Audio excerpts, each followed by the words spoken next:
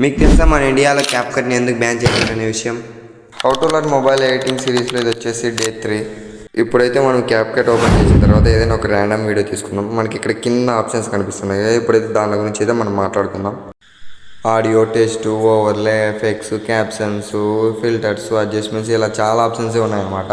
ఇలా మనకి వీడియో తగ్గట్టుగా అయితే మనం ఎడిటింగ్ చేసుకోవచ్చు. ఇప్పుడు ఎగ్జాంపుల్గా ఏదైనా ఒకటి ఆడియో అనేది సెలెక్ట్ చేసుకుందాం. మనము ఆడియోలోకి వెళ్ళిన తర్వాత ఇక్కడ sounds, copyrights, sound effects, extract, ఏదైనా వీడియో నుంచి మనం మ్యూజిక్ని మాత్రం ఎక్స్ట్రాక్ట్ చేసుకోవచ్చు.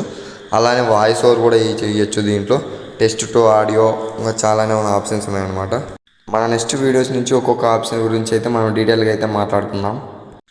మన ఇండియాలో క్యాప్కట్ని ఎందుకు బ్యాన్ చేశారంటే ఇలా క్యాప్కట్ ఒకటే కాదు, చైనా యాప్స్ మొత్తం అని బ్యాన్ చేస్తారు. ఎందుకంటే మనం ఏదైనా యాప్లో లాగిన్ అయినప్పుడు కొన్ని డీటెయిల్స్ అయితే ఇవ్వాల్సి ఉంటుంది కదా. ఆ డీటెయిల్స్ చైనా గవర్నమెంట్ ఏం చేసిందంటే మిస్బిహేవ్ చేయడం వల్ల బ్యాన్ చేసేసారు. ఈ వీడియో మీకు యూజ్ఫుల్ అయినట్టు అనిపిస్తే ఒక లైక్ అండ్ ఫాలో.